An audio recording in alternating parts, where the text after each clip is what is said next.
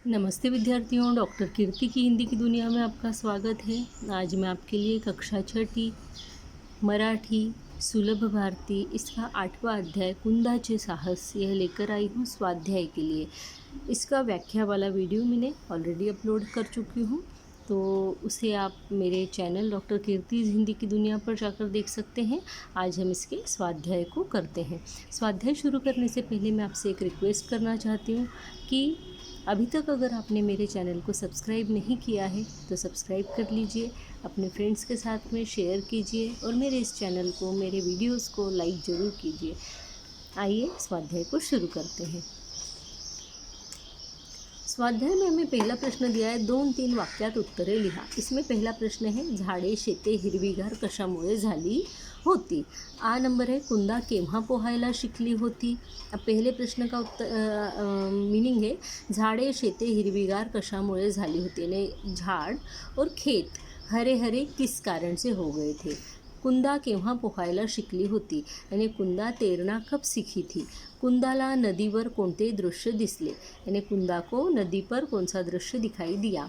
उसके बाद में ई नंबर का क्वेश्चन है कि नदीच्या काठावरचे लोग कुंदाला कोणत्या सूचना देत होते, यानी नदी किनारे जो लोग खड़े थे वो कुंदा को क्या सूचना दे रहे थे। रजिया ऊ नंबर है, रजियाच्या आईच्या डोळ्यातून आनंदाश्रू का आले, यानी रजिया की मम्मी के आँखों में से आनंद के यानी प्रसन्नता के आंसू क्यों आए, है ना। आइए हम इसके जो है उत्तरों को देख लेते हैं। आइए प्रश्न अ का आंसर है, पावसाळ्याचे दिवस होते त्यामुळे झाडे शेते हिरवीगार झाली होती, यानी बारिश के दिन थे इस कारण झाड़ और खेत हरे हरे हो गए थे।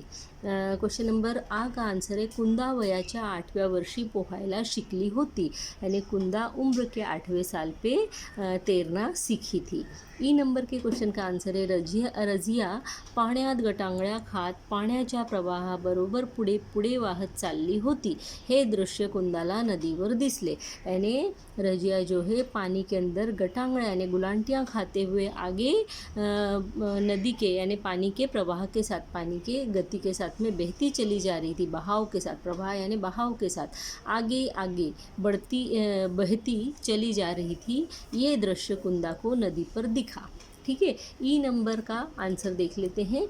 लोग जोर जोरात ओरडत होते, यानी लोग जोर जोर से चिल्ला रहे थे। कुंदा पाण्याचा वेग वाढतो आहे, कुंदा पानी का जो प्रवाह है वो बढ़ रहा है ना, इसलिए माघारी फिर यानी पीछे घुमाओ अशी सूचना कुंदाला देत होते, यानी वापस आ जाओ, आगे मत बढ़ो क्योंकि पानी जो है वो बहुत तेज बह रहा है, ऐसा सब लोग बोल रहे थे। ऊ नंबर के क्वेश्चन का आंसर है, कुंदामुळे रजियाचा जीव वाचला होता, कुंदा के कारण रजिया की जान बच गई थी, म्हणून रजियाच्या आईच्या डोळ्यातून आनंदाश्रू आले होते, इसलिए रजिया की मम्मी के आंखों में से आनंद के आंसू आ गए थे। उसके बाद में हम लोग देखते हैं प्रश्न नंबर 2। अब प्रश्न नंबर 2 यहाँ पे आपको दिया है, जैसे आप देख सकते हैं कि खालील शब्दांचे विरुद्धार्थी शब्द लिहा। अब यहाँ पे हमको प्रसन्न, दूरवर, शूर, हंसने, पुढे आणि लवकर ये हमको दिए हुए हैं। तो हम देखते हैं प्रसन्न का क्या हो जाएगा। प्रसन्न का हो जाएगा मतलब विरुद्धार्थी लिखना है, प्रसन्न यानी खुश, तो यहाँ दुखी और अप्रसन्न दोनों में से कुछ भी लिख सकते। दूरवर यानी बहुत कहीं दूर, कहीं तो उससे जवळपास यानी आसपास कहीं।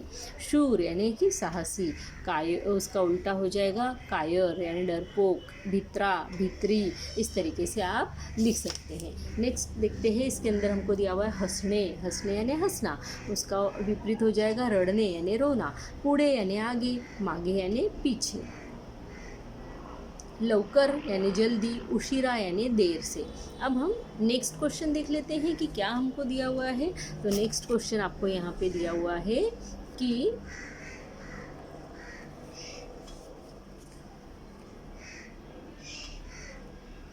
पोहण्यामध्ये तरबेज असलेल्या व्यक्तीला जलतरणपटू म्हणतात। या प्रकारचे खालील शब्द वाचावं, त्यांच्या योग्य जोड्या लावा। यानी जो तैरना अच्छे से जानता है उसको हम जलतरणपटू कहते हैं। तो फिर क्रिकेट खेलने वाले को क्या बोलते हैं, भागने वाले को, धावना यानी भागने वाले को, है ना, दौड़ने वाले को क्या बोलते हैं, या फिर भाषण करने वाले को क्या बोलते हैं। तो इस तरीके से हम लिखेंगे कि क्रिकेट खेळण्यात पटाईत क्रिकेट खेलण्यात पटाईत यानी क्रिकेट खेलने में नंबर 1, उसको हम बोलेंगे क्रिकेट पटू। धावण्यात पटाईत यानी दौड़ लगाने में एकदम नंबर 1, उसको हम बोलेंगे धावपटू। आणि भाषण करण्यात पटाईत यानी भाषण देने में नंबर 1, उसको हम बोलेंगे वक्ता या वाक्पटू। ठीक है, इस तरीके से हम इसके आंसर को लिखेंगे। क्वेश्चन नंबर 4 आपको इसके अंदर दिया हुआ है, देखिए कि खालील खेळ खेळण्यासाठी आवश्यक असणाऱ्या वस्तू किंवा गोष्टी लिहा। यानी नीचे जैसे क्रिकेट, कबड्डी, फुटबॉल, नींबू चमचा, संगीत खुर्ची, विटी दांडू, लगोरी आणि पोहणे, इनके लिए क्या क्या चीज़ें जो है खेलने के लिए आवश्यक होती है इन खेलों को खेलने के लिए। तो हम देखते हैं, क्रिकेट खेलने के लिए बैट और बॉल, स्टैम्प भी लिख सकते हैं आप इसके अंदर। कबड्डी के लिए आपको खड़ू यानी चौक बहुत ज़रूरी होता है ना, उसके अलावा खिलाड़ी। फुटबॉल खेलने के लिए बॉल, जो फुटबॉल होता है वो बहुत ज़्यादा ज़रूरी होता है। नेट ज़रूरी होती है, यहाँ पे आप नेट भी लिख सकते हैं ना, जाली, यानी इस तरीके से आप लिख सकते हैं, जाली फुटबॉल के लिए, है ना। उसके बाद में नींबू चमचा, यानी हम उसको उसके लिए क्या ज़रूरत होता है, चम्मच और नींबू, है ना।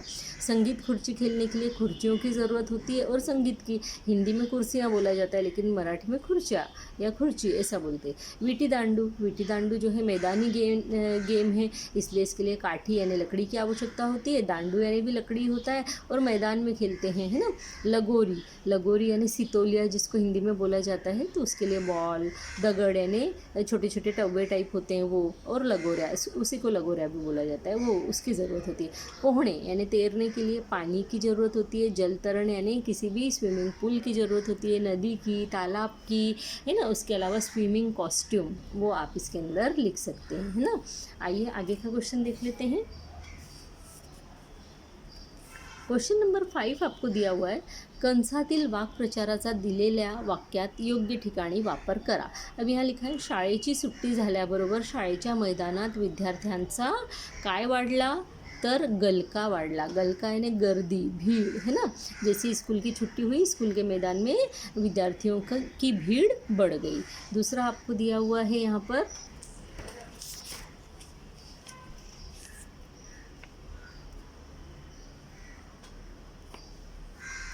इस तरीके से हमने इसका आंसर दिया है। कंसातील वाक्प्रचार दिलेल्या वाक्याचा योग्य ठिकाणी वापर करा। अ का आंसर होगा गलका वाढणे, यानी वहाँ पे हम गलका लिखेंगे। आ दंग होने, तो उसमें हम दंग लिखेंगे। प्रश्न 6 आपको दिया हुआ है कि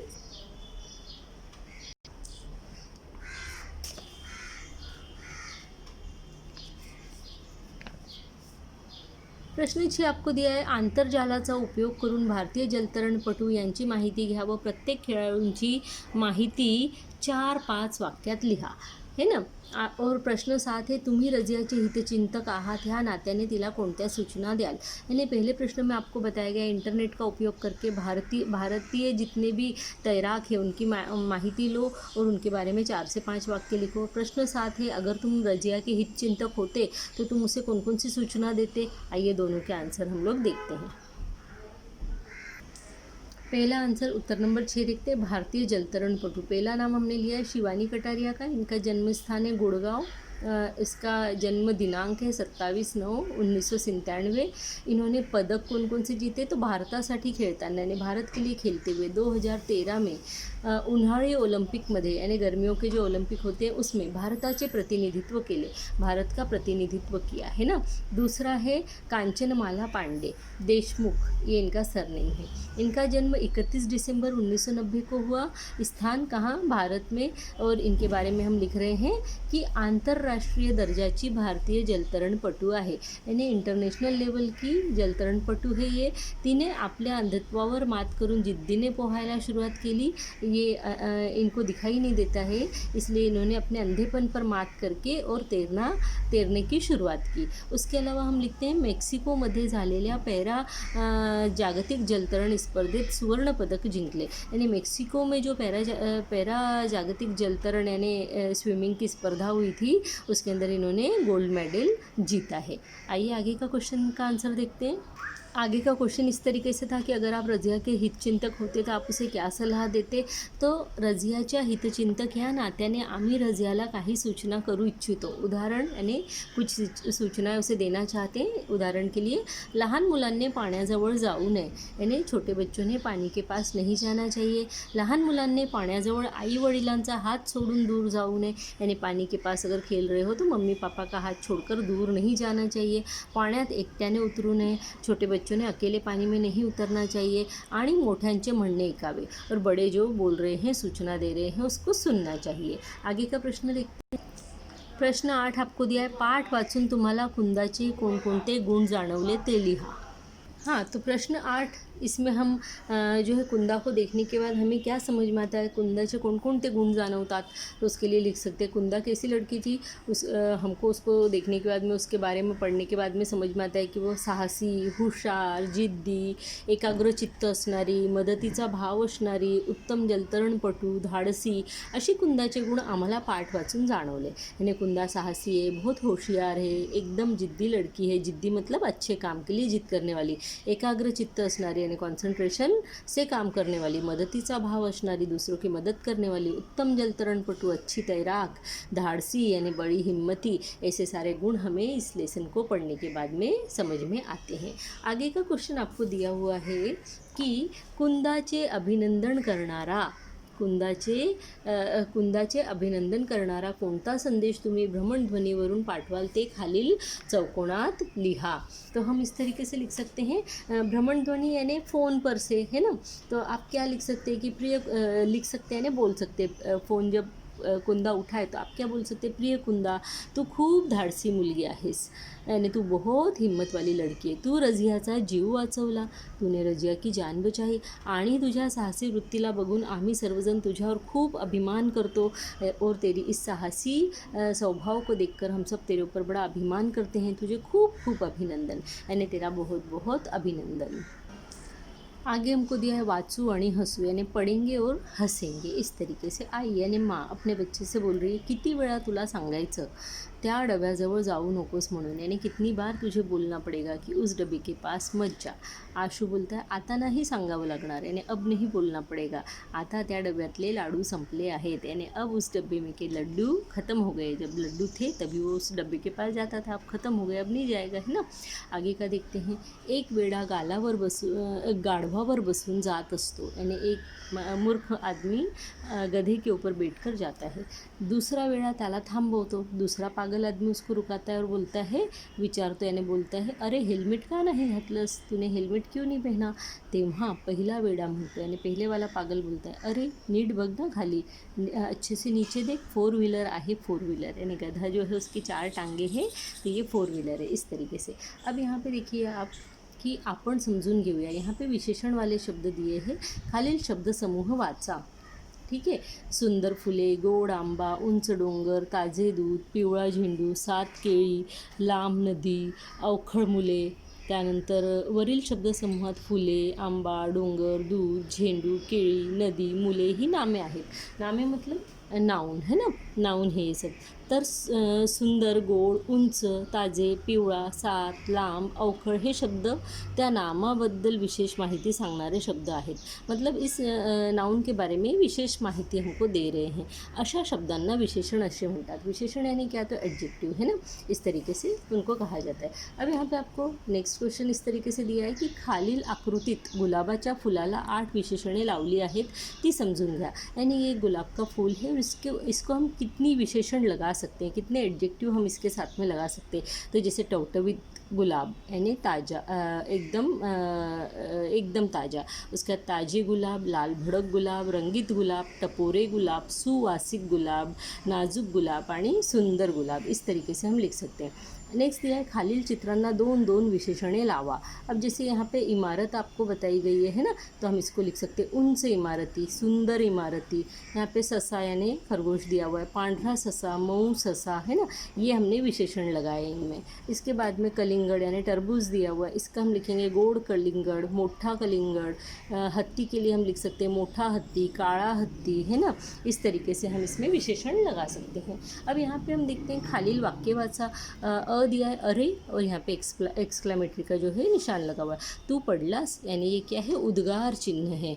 आ शाबास छान खेळलास, ये भी उद्गार चिन्ह है। ये ई में दिया अरे वाह छान कपडे आले, ये भी क्या है, उद्गार चिन्ह है। तर यहाँ पे दिया हुआ उत्कट भावना व्यक्त करताना ती दाखवणाऱ्या शब्दांच्या शेवटी हा उद्गार चिन्ह असे चिन्ह देतात, ह्या चिन्हास उद्गार चिन्ह असे म्हणतात। यानी यहाँ पे हमें सिर्फ इस चिन्ह के बारे में जानकारी लेना थी कि इस चिन्ह को क्या बोलते हैं, है ना। और ऐसे सेंटेंस को उद्गार वाचक वाक्य ऐसे बोला जाता है। ठीक है, तो आपको अभी ये लेसन खूब अच्छे से समझ में आ गया होगा, इसका स्वाध्याय। अगर कुछ भी इसमें प्रॉब्लम हो कुंदाचे साहस इस लेसन में, तो आप मुझसे कमेंट बॉक्स में लिख कर पूछ सकते हैं। मेरे इस चैनल को लाइक कीजिए, सब्सक्राइब कीजिए, हो सके तो अपने फ्रेंड्स के साथ में शेयर भी ज़रूर से कीजिए। इसी के साथ में धन्यवाद, नमस्ते।